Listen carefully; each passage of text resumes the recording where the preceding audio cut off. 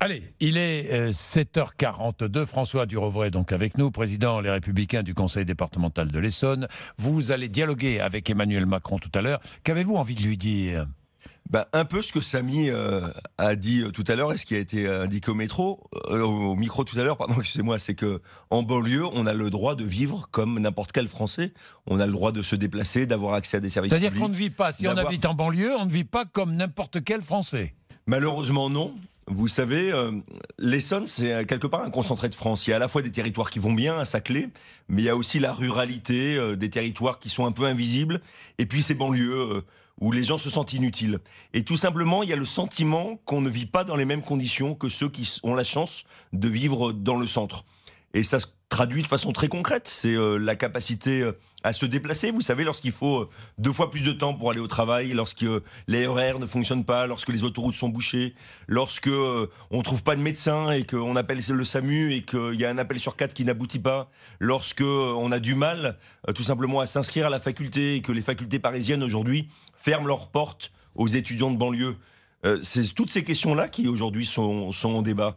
Parce qu'il y a des habitants en Essonne qui ont le sentiment qu'ils n'ont pas la même place que n'importe quel Français. Si j'ai bien compris, en région parisienne, mais c'est vrai aussi peut-être en banlieue lyonnaise ou en banlieue marseillaise, la richesse est dans Paris ou dans Lyon, elle n'est pas dans la banlieue. C'est exactement ça. Mauvaise répartition des richesses, des centres de décision aussi peut-être, je ne sais pas. Et les deux. On parle beaucoup d'inégalités sociales, et elles sont réelles, mais on parle très peu d'inégalités territoriales. Or, la vraie inégalité aujourd'hui qui existe entre les habitants, notamment en Île-de-France, parce que c'est une région riche, c'est la question de la répartition de la richesse. Il y a des territoires qui sont extrêmement riches et qui peuvent donc offrir à leurs habitants un niveau de service public sans qu'il y ait les impôts en face. Et il y a d'autres territoires où malheureusement les habitants payent des impôts de façon élevée. C'est pas parce que les communes ou les départements dépensent davantage, c'est tout simplement parce qu'il n'y a pas la même richesse. Et aujourd'hui, il y a la question de la répartition de la richesse entre les territoires qui se pose clairement. Alors, on se souvient du plan Borloo présenté au printemps dernier. Ce plan Borloo, qui n'a pas été suivi d'effets et de décisions. Il y avait pourtant des propositions efficaces dans ce plan, Mathureau. L'heure est à l'action, c'était le préambule du rapport. 19 grands axes pour un programme ambitieux. Sur la sécurité d'abord, créer de la coproduction de tranquillité avec le déploiement de 500 correspondants de nuit en lien avec les polices municipales. Formation de 200 femmes relais. Sur la jeunesse, reconstruire et rénover 300 écoles, 100 collèges, doubler le taux d'encadrement en maternelle, recruter 5000 coachs d'insertion par le sport, permettre aux élèves d'effectuer au moins 4 voyages scolaires au cours de leur scolarité, créer 200 campus numériques avec des formations au métier des nouvelles technologies, et puis une académie des leaders, une nouvelle grande école d'État accessible sur concours avec des étudiants rémunérés comme à l'ENA, 1700 € bruts par mois. Le logement, créer une fondation qui regrouperait tous les acteurs du secteur, un fichier des marchands de sommeil, et puis les transports, investir 1 milliard d'euros dans la rénovation du RER. C'était pas mal, non ? François Durovray. C'était pas mal. C'est le gouvernement qui l'avait commandé, ce rapport. Oui, je me souviens. À peine publié, il l'a enterré. Donc la question qui se pose aujourd'hui, c'est de savoir si le président de la République... Vous allez lui rappeler, j'imagine. Nous allons, je pense, être plusieurs à lui rappeler qu'il avait commandé ce rapport et qu'il n'a malheureusement pas... Mais il y en a eu des rapports, il y en a eu des plans vers la banlieue qui n'ont pas vraiment été suivis d'effets. Il y a eu beaucoup de plans qui concernent pour beaucoup l'immobilier, l'urbanisme, la démolition des tours, etc. C'est essentiel, non ? C'est évidemment extrêmement important, mais il faut qu'on s'occupe de l'humain qui est à l'intérieur. Et jusqu'à présent, je trouve qu'on n'a pas forcément conduit les politiques permettant tout simplement aux habitants de ces quartiers de vivre de façon autonome. Il y a la question évidemment de la maîtrise du français pour les populations étrangères, mais même pour les jeunes. Vous savez, le ministre de l'Éducation nationale parle de l'enjeu de la maîtrise langagière dès 3 ans. C'est un vrai sujet aujourd'hui. Moi, j'ai des médecins de PMI dont je suis responsable en tant que président de département qui font des diagnostics et qui repèrent dès l'âge de 3 ou 4 ans des troubles auditifs, des troubles de la vue qui vont occasionner de grandes difficultés pour ces jeunes quand ils vont grandir. Et aujourd'hui, on ne les traite pas, ces questions-là. Et je pense qu'un plan banlieue, aujourd'hui, doit s'attaquer à ces sujets. Oui, s'attaquer à ces sujets, les transports évidemment, c'est absolument essentiel, la mobilité, l'emploi, même si, pour certaines banlieues, il y a moins de problèmes d'emploi qu'ailleurs en France, mais tout de même. Oui. L'emploi des jeunes dans certains quartiers. Il y a des frontières qui sont invisibles. Il y a le sentiment qu'on n'a pas la capacité d'avoir la même vie que les autres Français. Oui. Et ça, ces barrières, ces frontières qui sont invisibles, il faut absolument les faire tomber.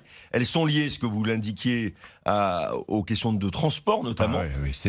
La gratuité des transports en commun dans toute l'Île-de-France, vous y êtes favorable ou pas? Non. Non, d'abord parce que ça a un coût et qu'aujourd'hui, les habitants de l'Essonne, mais comme les habitants de tous les départements de Grande Couronne, attendent tout simplement à ce qu'il y ait des bus, des RER qui soient en nombre et qui soient à l'heure. Ils sont prêts à payer un prix.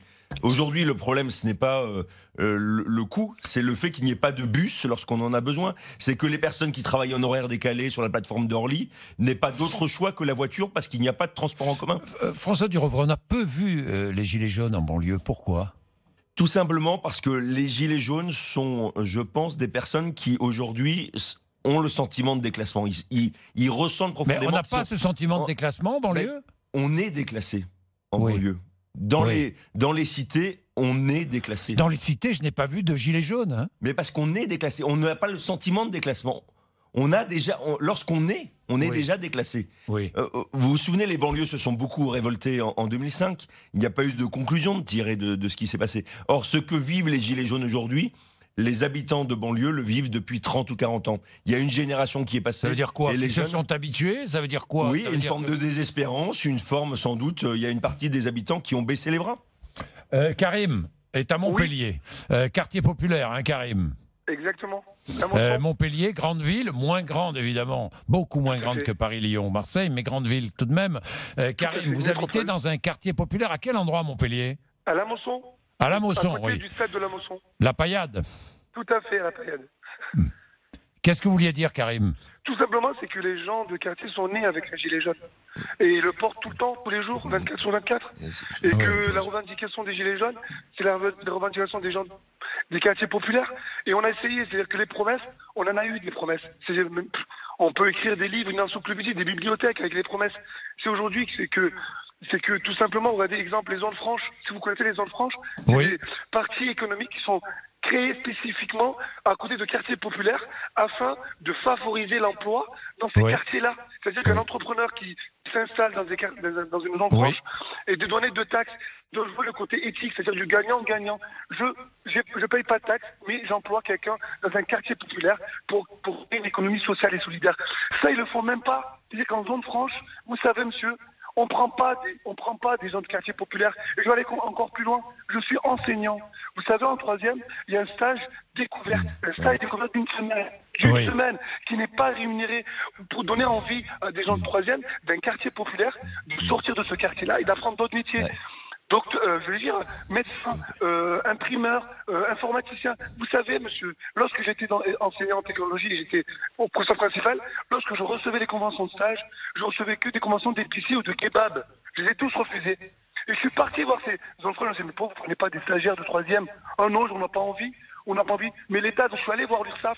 Il y a un inspecteur qui permet de surveiller ça. Donc au final, vous me parlez d'emploi, de personnes CDI qui doivent nourrir des familles, avoir 1 200 € SMIC, ils prennent même pas des stagiaires de troisième. Mais c'est vrai, Karim, c'est vrai ce que vous dites. C'est une réalité contre laquelle il faut lutter et il faut mobiliser tout le monde, hein, parce que là, c'est pas l'État qui décide de ça, c'est l'entrepreneur, ce sont les entreprises. Bien sûr, c'est un état d'esprit, Karim. Et les départements qui ont leurs responsabilités aussi. Moi, j'ai créé une plateforme justement pour les stages en troisième. Merci, Karim.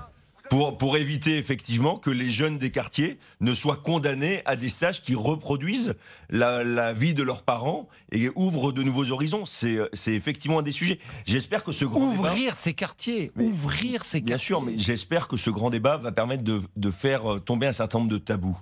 C'est vrai qu'il y a ces barrières invisibles qui sont insupportables pour les habitants. Et c'est vrai qu'il y a des inégalités territoriales qu'il faut absolument combattre. Merci François Durouvray, merci Karim.